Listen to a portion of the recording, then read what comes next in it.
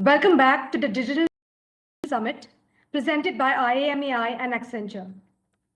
Our next session is an interesting fireside chat on redesigning innovation for the Indian fintech ecosystem, disruption for the new decade in the banking world. It is my pleasure to introduce you to our speakers, Mr. Milan Sheikh, EVP IMEA Region, Automation Anywhere, who will moderate the discussion, and Mr. Amitabh Chaudhary, Managing Director and CEO at Axis Bank. A very warm welcome to you both. Over to you, Mr. Sheikh. Thank you. Good afternoon, Amitabh. It's a pleasure to have you on this very unique kind of an industry forum. I think I'll straight away ask you one question, Amitabh. And pandemic is a typical topic one would start with. But what has really caught my eye is the business performance your organization has delivered in last 12 odd months. And the question I had is that, what were those key success factors in delivering the performance your organization did deliver? And did technology to what extent technology played role in that entire outcome which you have delivered to the street? So, well, Axis has traditionally been a high-performing bank. Yes, we went through our own share of problems over the last 5 to 7 years because of asset quality issues, which have kind of built up over a period of time. And it was important as a bank that we get rid of them or we provide for them and start looking forward rather than continue to worry about what else will come and hit us from the past. So the last couple of years, at least since I have joined, has all been about rebuilding the bank, getting rid of the past issues, creating a platform which can start growing in the future. So it was very important that we have sufficient capital so that the growth can come. It was very important to become more conservative in our accounting, risk and compliance standard. We added a lot of leadership talent. And of course, as you just said, we invested a lot in digital and technology. Actually, our IT spend over the last 2 years is up almost 70%. We are increasing the staff strength of people who are working in IT in some form or shape, IT including digital. That has also gone up tremendously because, one of the important tools we have as a bank, we are third largest private sector bank, is to use technology to leapfrog on what we can offer to our customers, the customer journeys, the products, the experience, whatever that might be. Technology allows us to, reduce that gap and actually go ahead of some of the others if we invest it wisely and if we think through it well as a very, very important tool. So in that sense, obviously technology has been a key focus area. We have, say, for example, on the liability side, we have aggressively used technology to ensure that we can use VKYC, and RBI just today has announced further relaxation on that. We have seen how we can continue to enhance the relationship with our existing customers. And again, how do we use technology and analytics to get through to those customers? Use the power of mobile banking to enable seamless transactions and banking services. For example, a mobile app is rated 4.6 on the App Store. We doubled down on wealth proposition. We started the Burgundy Private Wealth just in November of 2019. And in a short period of time through the COVID period, we already have 50,000 crores of AUM. And our overall Burgundy franchise is growing at 28% CAGR. So in that sense, we have looked at every part of the bank. We have asked ourselves the question, what will it take for us to get to the next stage or to the next platform or to get to a leadership position?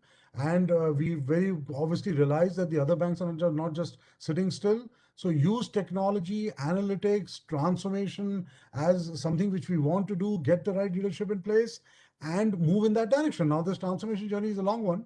It will take time. I can see some impact coming through, but it is still a long journey and a long haul ahead. And we are very, very cognizant of that fact. We should not start resting on our laurels that quickly. It's got a long way to go. And we have to assume that the competition is also going to come down very hard on us. Excellent. So I think what you're essentially saying is that in addition to the business dynamics and business changes, technologies has played a huge role. So Amitabh, let me ask you this question, which we've been discussing with leaders such as yours. Is technology always played a bigger role? And you touched on customer experience, you touched on some of the new products you've introduced.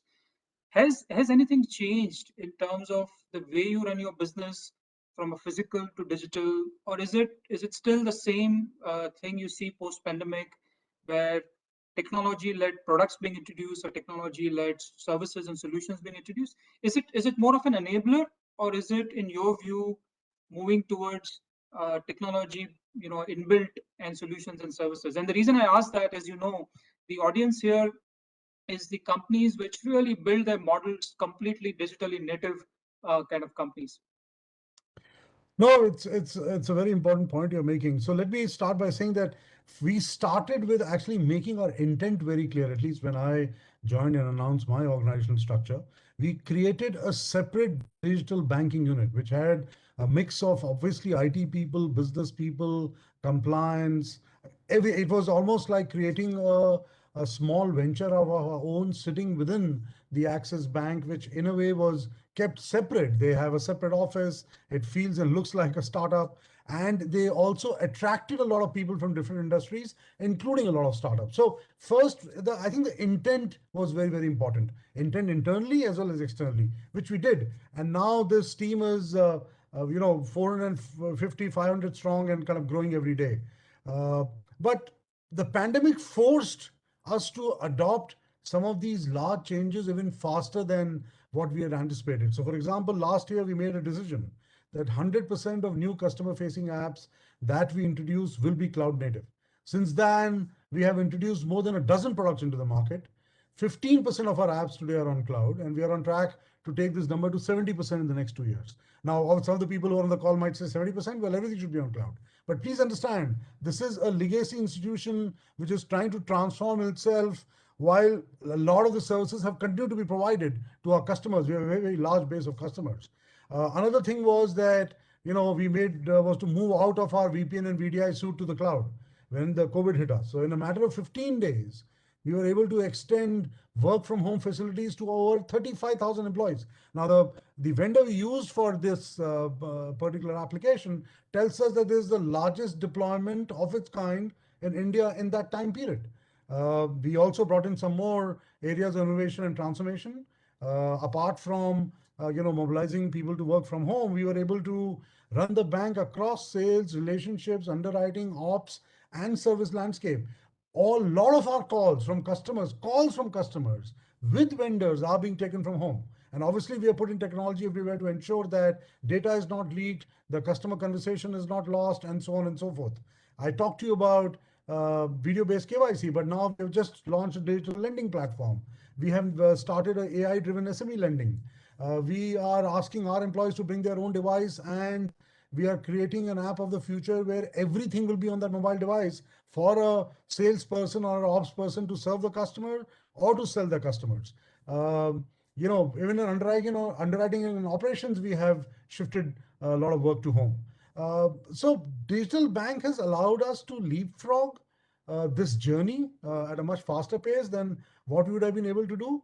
And the journey is not yet over. Already the digital bank, for example, has a 3-year roadmap in terms of what are the customer journeys they are going to completely digitize. And they're more thinking 3 to 5 year time frame rather than an incremental time frame. And then we will take that to the rest of the bank. So they know what they're going to do over the next 3 to 5 years. Obviously, the priorities could change over a period of time, but today I know what I want to do for the next 3 to 5 years, what I intend to deliver in the next 12 months. And, we use certain matrices to decide, what is success, what is not a success in our digital banking. And one of the important success factors for us is output. I mean, how much business is coming through? What is the impact on the customer in terms of how they're seeing us as a bank in terms of satisfaction or NPS score? So we call ourselves successful in any venture of ours or any product of ours or any customer journey of ours only based on matrices which are customer linked or business linked. It is not just good to have. So yes, the whole thought process around how we run our businesses, how we think about our businesses, how we think of transformation, what are the products we should launch has changed. And I think pandemic has forced the pace of that change. Excellent. I think NPS is a great point you made, Amitabh. Let me take that as a little bit further, that you gave us a view from your perspective as a bank and how you're getting ready. Have you seen the buyer segment or your customer segment? Are they adopting it faster? Are there any statistics where you believe that you were trying to push a certain digital channel and now so if you could touch on that. And a related question I have as an extension is that, do you believe that some of these are irreversible behaviors, or are these behaviors which are only for time being, and as and when the normalization happens, hopefully soon, that some of these behaviors will reverse to the earlier situation? Just would love to No, get I your view. very strongly believe How do you that plan the for it? lot of these behaviors are irreversible. Because as people embrace technology, they suddenly realize that actually it is so simple. Now, you cannot take away the fear of a lot of people, especially the older people who worry that they can be the frauds can take place, because they do hear the horror stories, and they do not have the wherewithal or the energy or the means to run around and get this money back if tomorrow there was a problem. So I would say that there is a certain set of people who are using it because they have no choice, but once they have a choice, they will kind of come back for some of the services, back to they want to sit in front of the branch banking official. I want to get a receipt of my fixed deposit, and just having it on my mobile device is not enough, because somehow you believe that having that receipt, I'll get my money. But if it is on a mobile device, someone might take it away. So some of that will happen. But if you look at the millennials, if you look at the younger population, I think their comfort with sharing their data, sharing their very private data, and sharing financial data is they're much more open. And so they're more prone to frauds also, but generally they are much more open, they are much more comfortable, and I don't see any reason whatsoever why they would come back to the old ways of doing things. And that is why one of the projects, for example, we're running within the bank is, what will the branch of the future look like? And there is a, by the way, transition to that particular branch of the future, because there are certain set of customers who still want things the old way.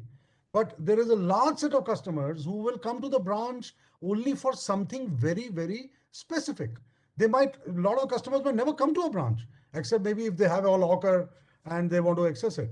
So what will the branch of the future look like? And we've been saying for some time that earlier the branch used to be more a service point with some sales happening.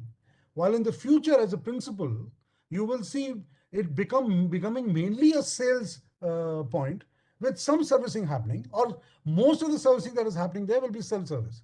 Because yes, you will serve a customer, but you'd serve them in such a way that, why don't you approach this device, and you can click two things and everything can be done there. And by the way, if you're uncomfortable, I'll stand next to you and help you access the service. In future, you don't have to come to the branch. So you're encouraging the customer that you can actually do these things on your own.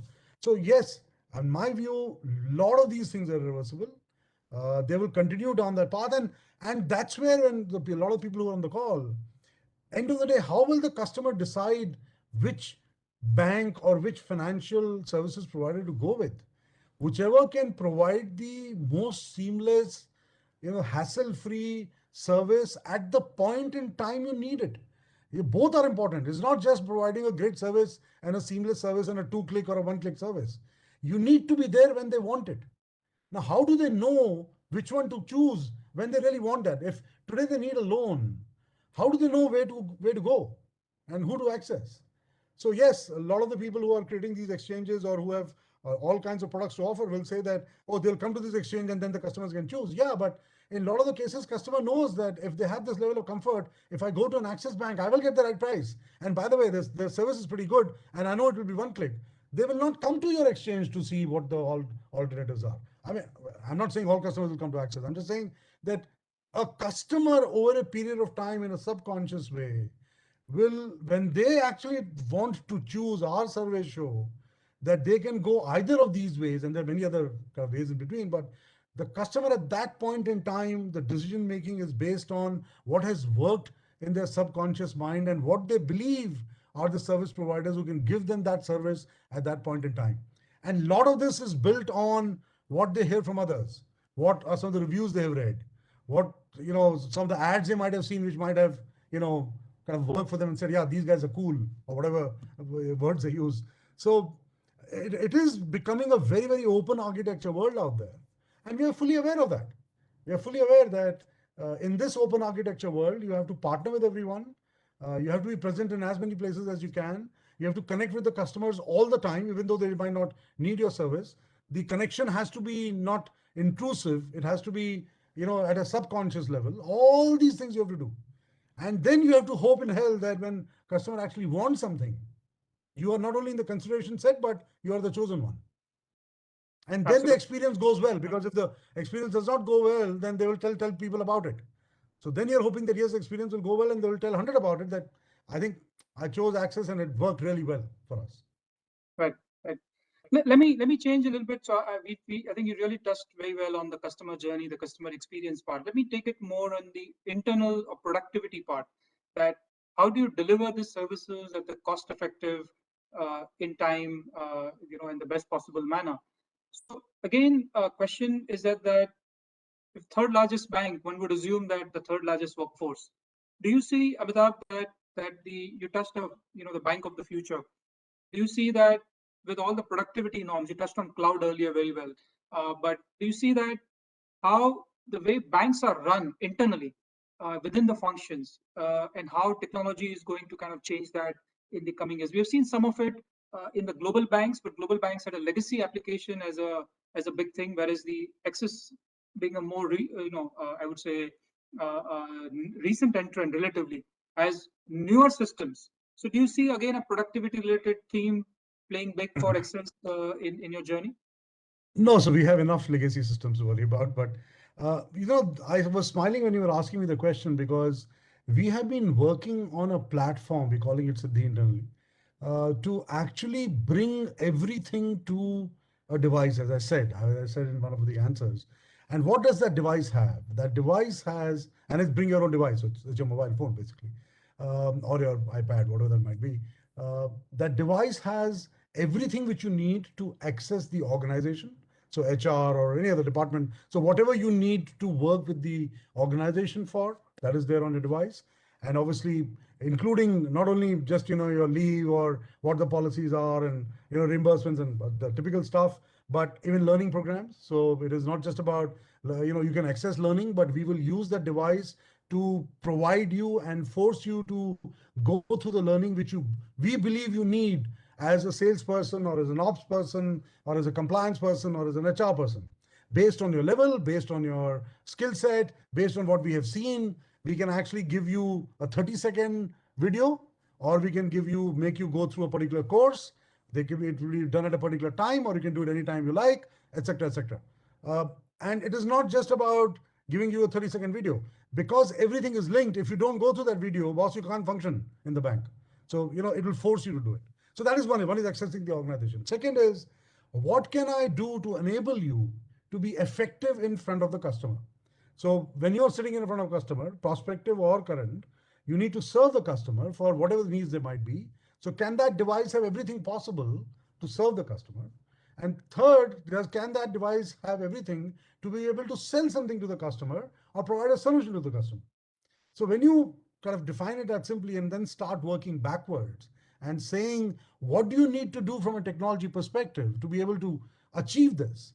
And then, you can obviously get very intelligent about it.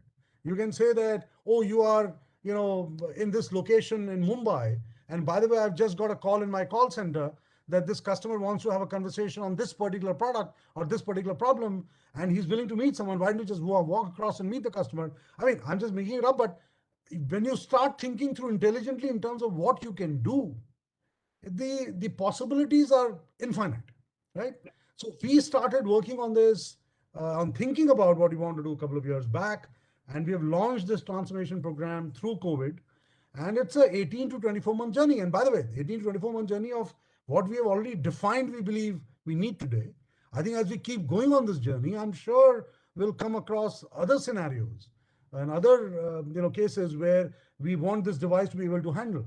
And obviously all this data is coming from legacy systems. All this data is coming from what we know of that customer, from the kind of wide world which the customer has willingly shared, and also the artificial intelligence or whatever we might have imputed into that, algorithms we have put in to be able to enable the salesperson or the ops person to serve the customer better. Now, if you're in front of the customer and they ask for this service or ask for a product, do you have everything available on the device to be able to serve the customer right there and then? And if I can, then potentially I can make they can buy my services or my solution, and I'm better off. So yes, we are thinking about how a branch will look like, how customer interactions will look like, And it is not talk. The work is actually going on as we speak.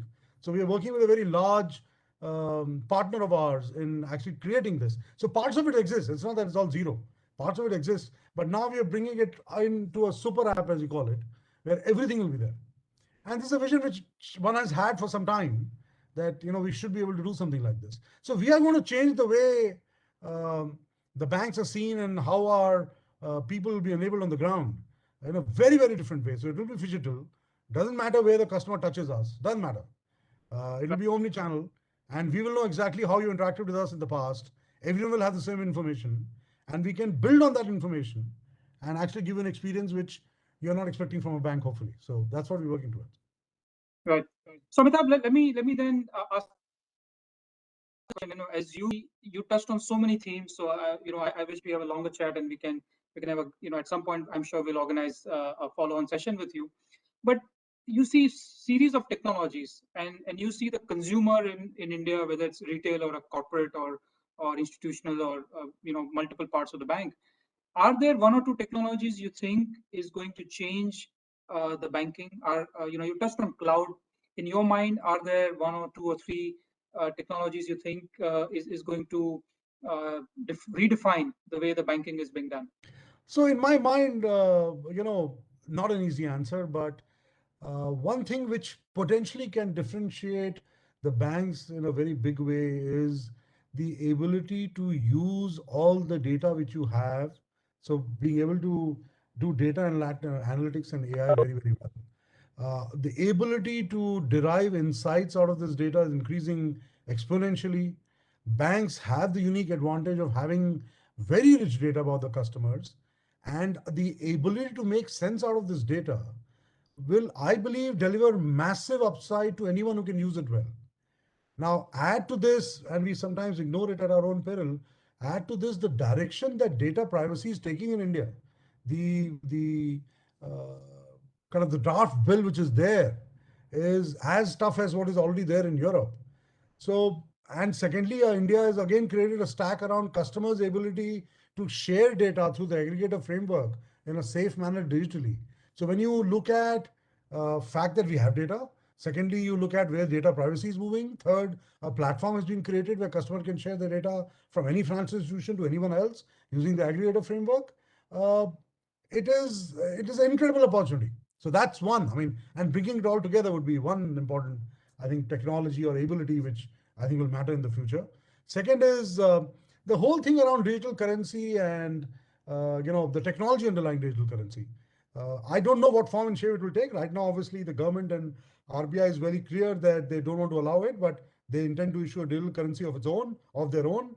But you continue to see people trying to find their ways around it. You see the courts not necessarily listening to what maybe the government and the RBI wants to do. But just the notion that you can replace cash with a digital currency and the follow-on benefits and the products and the solutions that could come out of it could be incredible. I don't know whether people realize during the time of Demon, the cash in the system was 19 lakh crores. It has already gone up to 29 lakh crores. So the problem has not gone away.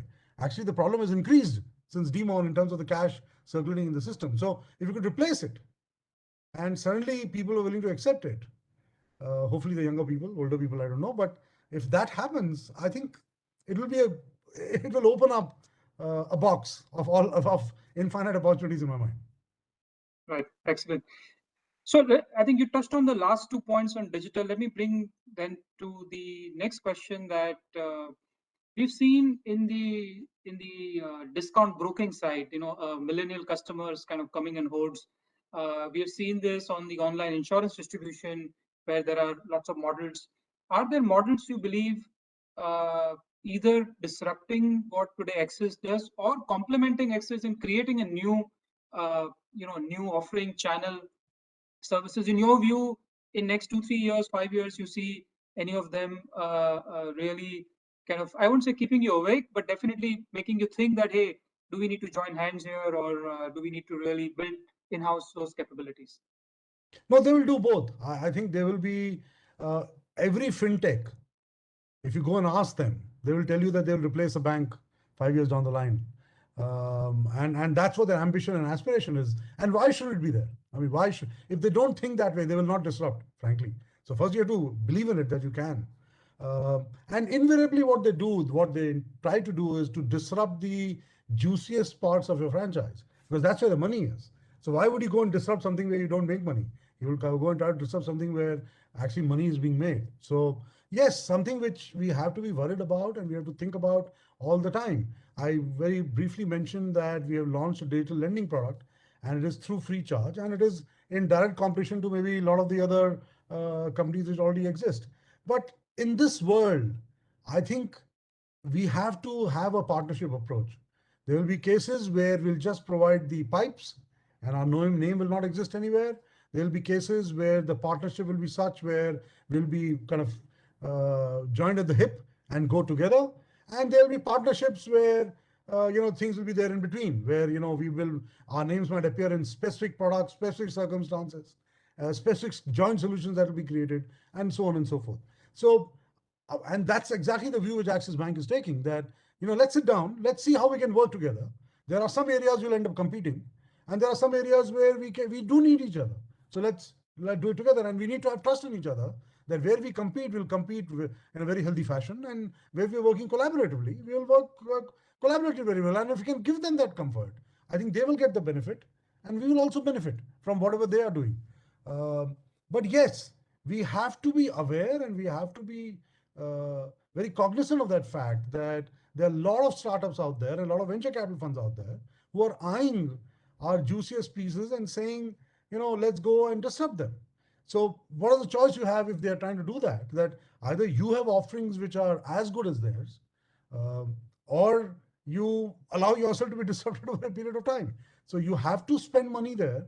You have to get the right people, think through it, and invest 5 years down the line and say that, okay, what it could look like 5 years rather than what it's looking today, and stay ahead of the curve. See, the advantage we do have as an institution is that we are connected to every part of that transaction in some form or shape.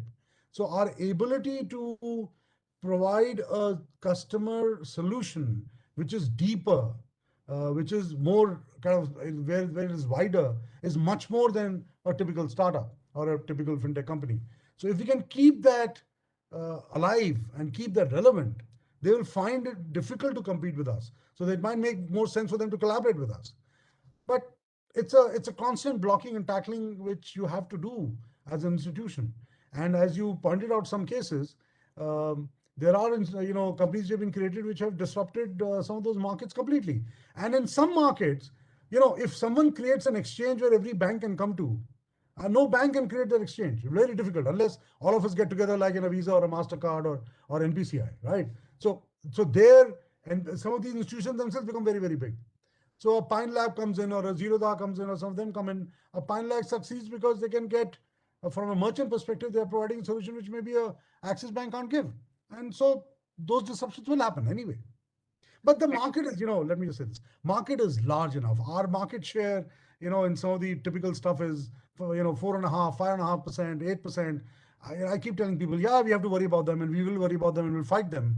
And there are people fighting them. But, we have a long way to go, and a long market, kind of huge gap between us and some of the other players. And there's enough to fry and eat.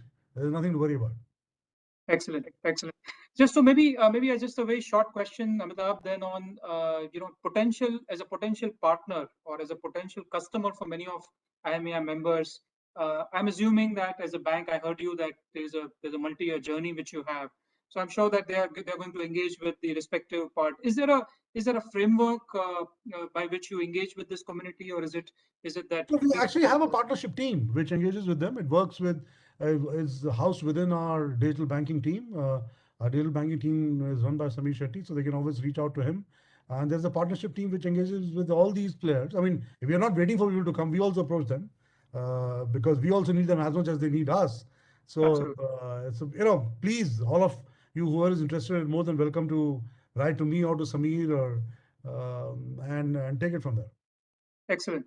I think we're pretty much on top of the hour, Amitabh. I wish I could have continued having a great discussion. On behalf of IMAI, we wish you a successful, outcome-driven, NPS-led journey in next few years, and I'm sure that we will we will touch base and we'll be witnessing it. So thank you very much for your Thank time you. again. Thank you so much, Gunjan. And pleasure Such a having you. pleasure to talk to you. Thank you. Thanks a lot. Thank you very much. Have a good one. Bye-bye. Thank you. Thank you, Mr. Chaudhary and Mr. Sheth, for joining us today and sharing some key insights with us. We truly appreciate it. I would like to thank our digital strategies track partner, Automation Anywhere, and our partners, Accenture, Route Mobile, Tata Teleservices. Ladies and gentlemen, we'll be back with our next session in 10 minutes. Stay tuned. Thank you.